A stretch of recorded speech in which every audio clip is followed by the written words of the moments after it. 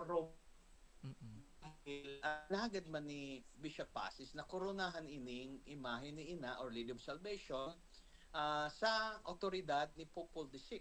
Ano Mm-mm. yan? Saint Pope Paul VI. Apo. So, medyo na-late lang so decree na confirming that Our Lady of Salvation is indeed the Heavenly Queen of Albay, patroness of the diocese. 1977 na po 90s. nag-abot. Sa February decree. February, I think February 7, 1977. Mm-mm. So sa Roma na letter na ito. And Mm-mm. uh, si ano po uh, si pagkoro sa iya nangyari 1976 August 25. August 25. Kinoronahan ni Cardinal Sin na Wow. Archbishop of Manila Apo. din. So hopefully magkaigo kita ng reenactment and then maimbitaran ta po na presenting Arsobispo kan Manila sa next year. Mm-mm. Pero piganot po August 22 which would be a ano yan, Queenship of Mary. Apo. So Next year Queenship of po. Mary ang August 22. Next year, 1976. So at least iyan. And then the next year po, Partikan Marian Jubilee is August 15 mismo. So, Solemnity of the Assumption. Assumption. So, yan ang mga ano. And then, we are preparing, after kan piyesta, ma-prepare na po todos kita for the other activities, cultural, religious, may mga ano man po, academic, na mga Symposia. preparations. Wow. And we're doing research. Kaya po, si mga ano po, I'll take this opportunity Apo. na manawagan. Kung iba po kamong mga memorabilia of 1976 medallion, brochure, kung ano pa, Souvenir may program. may ticket, souvenir program. Estampita. Kung pwede po, yes, sampita. Kung pwede po, ma-public sa ay po na idolar po nindo digdi sa Huruan Shrine dahil pag iba na po digdi na magiging museum. Wow. Kasi magiging bagong CR na mahiwas. So sa taas kan CR, museum po. Apo. So kaya punta po ng mga materials. Kung iba po kapalan ka mo sa mga lolo-lola nindo sa baol, iba pong natago, nasaray na Novena. susurat pa ni Father Fulay, 1926 na Novena. O so Ladawa, istorya kan Ladawa, o kasayan kan Ladawa na kung ipo po kamo kaiyan, naghahanap po ako kaiyan. Apo. And kung may mga pictures po kamo kan mga pilgrimages kay ito, family pictures, pakiano po, kaipuanta po yan. Magayon po na matipunta po yan. Malibungan akong kay Oron, Father Jem, medyo napuputol-putol lang po pero nasasabutan man po. Father, pwede po kaming makahagad nin final invitation po sa Indo. Medyo limited po ang oras sa programa. Tangani po makaparticipate an sa itong mga katiwala. At least for this year na Fiesta Salvacion. Yes. Yes po. Please come anytime. I mean, bukas po ang bukas ang kasi hanggang alas 6, hanggang alas 7 ng Banggi. Please come. Ang iba nga kung nagkakaraturog digdi this days, this week, so pwede man ka magkaturog kung gusto mo magigda sa katawan, magsakripisyo, So please come. Bako lang po August, so at least ngunyan na pilgrimage season, so July, August na kita, September, and then siyempre sa October. Please come anytime. Pero ngunyan, special na man po na experience ni if you can join the people of God, minadigdi, minatsaraga, minasakripisyo, makapagsungko sa mahal na ina. Sa rong taon, nagpa-Google form ako kan mga intentions. 80% of the intention, aggregate ni Google, 80% is Thanksgiving. Wow, Thanksgiving. pasalamat. Day nagahagad. Isang sabihin, lakol. Day nagahagad. Kundi nagpapasalamat. Kadako ng pinagpasalamat ng mga biyaya. Girabo po ako. Yes po. Sige po. Thank you so much po, Father Joseph.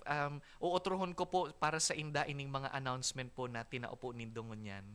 Thank you so much Salamat. po. Mas marita, ika na santa malinaw ako magulo na. Di man po, medyo choppy lang po kaya. Iyo po. Salamaton po, Father Jem, Apo, and once, sa gabos ng mga katiwala. See you apo. po, digdi sa karon. See you po sa Wednesday sa Vicarial Mass. Yes po, see you po. Mga katiwala, Father Joseph Salando, kan Horoan Shrine. Thank you so much, Father Joseph. And thank you for joining us digdi po sa tuyang programa ngunyan. Mga katiwala, giraray, this coming Saturday is our Diocesan Fiesta. Ang fiesta po kan diocese, iyo po ang kafiestahan kan sa tuyang namumutan na patron, Nuestra Señora de Salvacion. And that is always on the third Saturday of August. Kaya ngunya na taon po, ining maabot na August 16, iyo po ang satuya pong Fiesta Salvacion ngunya na taon. And we are so grateful na makaibahan po ang satuya pong rector dyan po sa Horoan Church ngunyan, si Father Joseph, who shared with us ang satuyang schedule. Sabi niya po, kindly look up the Facebook page of Horoan Church.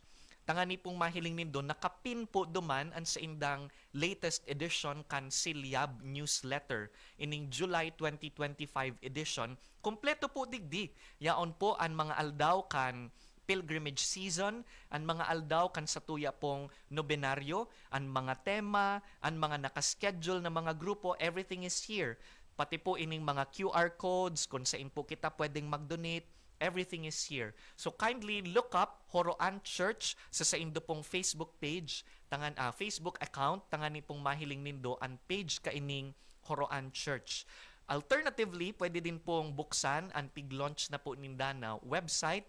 That is horoanchurch.com. Yaon po duman maa-access man ang pareho po na newsletter. So, suportahan ta po si Father Joseph, asin si Father Lau sa kadakol po ninda na mga trabaho na pigigibo sa satuyang santuario. We can, of course, donate para po sa indang ministry. Yaon man po yan digdi sa satuyang newsletter, tangani pong makatabang kita, especially na ang pangarap ta po na ang Diocesan Shrine dyan sa Horoan, ngapit magin National Shrine. So, minimidbid ta na ang gabus pong debosyon ki ina na sa titulong Virgin of Salvation, hali po yan digdi sa satuya sa Diocese of Legazpi. So, lugod mangyari po ini, asin tabangan ta po ang satuyang mga community of pilgrims, bako lang sa mga taga-Horoan, tangani na mangyari po ini. I-greet ta po giraray ang mga yaon sa live stream, digdi po sa Radyo Veritas Legazpi account. Yaon si Ibon Aguila, good morning man po sa Indo. Si Miss Anna Marie Robles, si Nicole Hidalgo. Ang sa Kuyang Sano, si Jaime Valderrama, Vicente Valderrama, good morning Sano, kamusta dyan sa Dubai. Asin man si Chef Lemuel Alandi, kan chef duman sa iyang garo 1 year ago, 2 years ago, so nagbisita kami dyan sa iya sa nito. Good evening po from Texas, USA, sabi ni chef sa Pitogo. Tama ba? Garo yun, tama. And then yaon po si Tita Jing Rodriguez. Diyos maray na aldaw po, Father Jem. Happy Sunday po. Also watching us is Tita Dena Sevilla. Tita Des Donor, hali po sa Prieto Diaz, Sorsogon. Happy Fiesta po in honor of St. Lawrence the Deacon. Yan. And also, yaonan sa Kristan Mayor Misa St. Jude, si Carlo Sumido Madre. Hello, Kaloy. Thank you for assisting. Sorry, ang duro dalaga na naman kita kasubago. Yaon man si Tita Margie Latore, na ina ni Brother Matt Latore, sa tuyang mga pre-deacons. And also, si Jay Azicate, sa tuya pong dating sakristan dyan sa Albay Cathedral. Good morning, Sir DJ. Asin man si Ma'am Let Abion, kan Provincial Disability Affairs Office. Salamat po, Ma'am Let. Hope to see you later sa tuya pong PWD Mass dyan po sa St. Jude at 3 o'clock. Asin man si Miss Olive Hove. Good morning po, Father Jem and Father Joseph. And to all who are listening to us sa Radyo Veritas Legazpi and sa Spirit FM, pati po duman sa Facebook page kan Diocese of Legazpi. Thank you so much for listening. Mga katiwala, giraray, ngunyan na maabot na Sabado, iyo po ang Diocesan Fiesta kan satuya pong namumutan na ina Nuestra Señora de Salvacion. It is the feast of the entire Diocese of Legazpi. And we are so grateful dahil iyo po ini ang ika-249th na taon kan satuya pong pagdebosyon ki ina Next year is 250th. Sabi ni Father Joseph, the term is Sester-Centenary. Sana tama yung term ko. Sester-Centenary celebration, 250th year. And also the Golden Jubilee, kan pag korona ki ina bilang patrona kan diocese asin man reyna kan probinsya nin Albay, and also the golden anniversary kasabay kaiyan kan pag-elevate kan parokya kan Horoan bilang sarong diocesan shrine. So this is the first diocesan shrine in our diocese. We now have four declared diocesan shrines in the diocese, and the first one ay po ining simbahan sa Horoan. Kung haloy-haloy na po kamong daing nakabisita, may we invite you to please visit again in the next days, weeks, or months dahil dakulon po ang mga improvements ngapit pagkakaigo na pong elevator duman sa likod. Dahil iyo po iniyan sa pang pangarap ta sa diocese. Nagabustang mga church structures are PWD friendly. So kung igwaman po ng mga limitations sa mobility, muyang magsakat duman kiina, so magiging na po kitang wheelchair friendly. Pwede na pong sumakat kiina sa kayan elevator. Pero day pa po naka-install, pigaabangan ta po na matapos itong sa likod na structure that will hold the elevator mechanism. Pero apart from that, may bago po kitang eskalera duman sa inutan, hagdan, may bago po sinda na parish office, may pigtutugdok po na mahiwas na CR na sa itaas, iyo po ang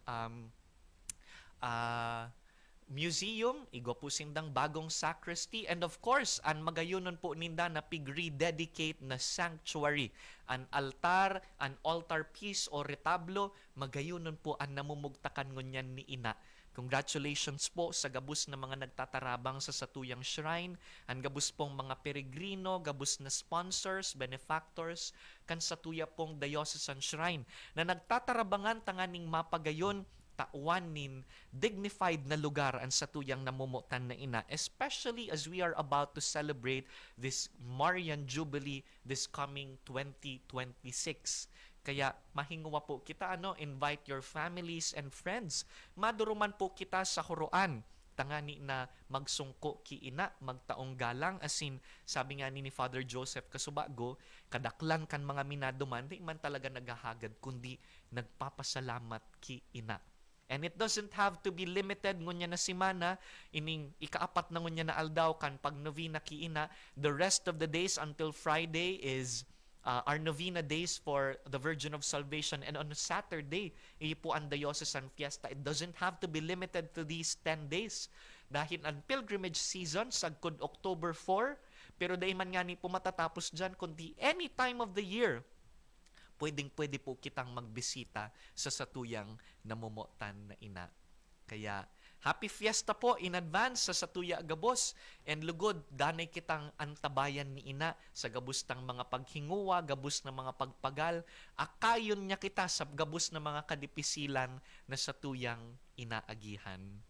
Mga katiwala, this time we are now about to listen to the Sunday reflection of our dear Bishop, His Excellency, Most Reverend Joel Z. Bailon, his reflections on this Sunday's readings. Pero bago kaiyan, mapangadji po kita nin Angelus. This has been Father Jem Penetrante from the Chancery of the Diocese of Legazpi. Salamat kay Katiwalang Abner Climacosa, Katiwalang Mike Resco for joining us on the technical side.